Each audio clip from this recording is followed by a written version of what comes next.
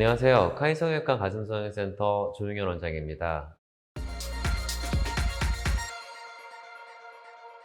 오늘은 아쿠아 필러라는 거에 대해서 한번 여러분께 설명을 좀 드리려고 합니다. 아쿠아, 물이라는 게 들어가 있고 필러, 우리가 흔히 얼굴 쪽에도 많이 시술을 하는, 그러니까 물로 된 필러라는 생각이 언뜻 들죠. 하지만 아쿠아 필러라는 게 실제적으로 필러와는 많이 다릅니다. 일단 첫째로 알고 계실 거는 아쿠아 필러는 우리가 얼굴 쪽에 흔히 시술하는 필러와는 다르게 녹이는 약은 따로 없습니다. 한번 넣고 나면 무조건 수술적으로 제거를 해주는 방법밖에 없고요. 지금은 이제 우리나라에서는 거의 퇴출이 됐고, 심지어는 이 사진에 보시는 것처럼 중국에서도 사용이 중지가 되었습니다. 가장 최근까지 많이 사용되었던 나라가 놀랍게도 일본이에요. 그래서 중국에서 일본으로 가서 시술을 받으신 환자분들도 꽤 있습니다. 그리고 저희 병원으로 아쿠아 필러를 제거하시기 위해서 일본에서 오시는 분들이 상당히 있습니다. 앞서 말씀드린 것처럼 아쿠아 필러라는 거는 잠깐 사용이 되었었어요. 몇 년 정도. 사람들이 현혹되기 쉬운 말로 광고를 했었습니다. 수술 없이 가슴이 많이 커질 수가 있다는 걸 광고를 했고, 물로 된 거기 때문에 문제가 없다는 식으로 무분별하게 시술이 되었었고, 현재 제가 알기로는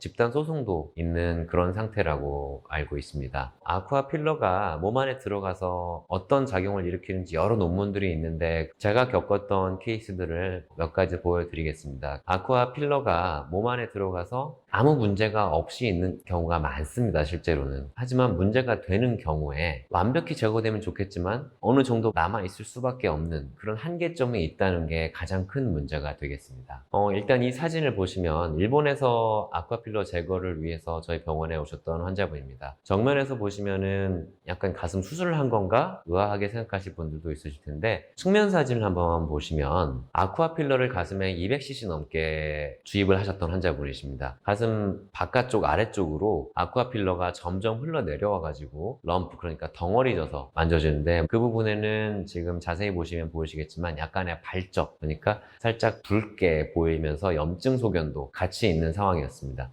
이 환자분의 수술 중에 동영상을 제가 잠깐 보여드릴 텐데, 이 환자분 같은 경우에는 아쿠아 필러가 액상으로 되어 있는 경우였습니다. 조직을 움직이는 거에 따라서 안쪽에 아쿠아 필러가 조금 흘러서 왔다 갔다 하는 걸 보실 수가 있을 거예요. 실제로는 아쿠아 필러는 몸 안에 들어가면은 약간 흐물한 액상으로 보이는 게 대부분이에요. 좀 전에 보셨던 것처럼. 그런데 또 다른 사진을 한번 보시면 이렇게 젤리처럼 되어서 끈적끈적하지 않고 덩어리져서 있는 경우도 있습니다. 또 다른 영상을 보시면 이렇게 가루가 뭉쳐진 알갱이처럼 흩어져 있는 경우도 있게 되겠습니다. 아쿠아 필러라는 게 보통의 경우, 많은 경우에는 폴리아크릴 아마이드라는 그런 물질을 의미하고 많이 쓰였지만, 환자분들은 아쿠아 필러라고 알고 계시고 오셨지만 막상 그 안에 들어가 있는 액체, 젤리, 그런 것들은 육안으로 확인할 수 있을 만큼 형상이나 양상이 다른 경우가 많습니다. 그냥 쉽게 말씀을 드리면 가슴에 이물질 주입이라고 생각하시면 되겠어요. 그리고 이런 경우에 문제가 되는 게 뭐냐면, 아까 보여드렸던 사진에서처럼 피부 쪽에 염증을 동반하고 있는 경우도 있고, 또 다른 경우는 완벽하게 다 제거를 할 수 없는 경우가 있습니다. 조직 곳곳에 침투해 가지고 있는 경우가 있기 때문에 수술로 완벽하게 제거를 할 수가 없어요. 또 한 가지는, 만약에 그 상태에서 제거 수술을 원해서 오셨는데 밑선으로 절개를 하게 되면 수술 이후에 조금씩 남아있는 아쿠아 필러나 아니면 다른 이물질들이 절개 부위 쪽으로 흘러내리게 됩니다. 그래서 아주 완벽하게 제거할 수 있는 조건이 된다는 게 초음파나 아니면 수술 전에 MRI 같은 것들로 확인이 되지 않는 이상, 되도록이면 밑선 절개보다는 유륜 아래쪽 절개를 추천을 해드리고 있어요. 가슴에 이물질을 주입하고 오시는 분들이 생각보다는 많이 있습니다.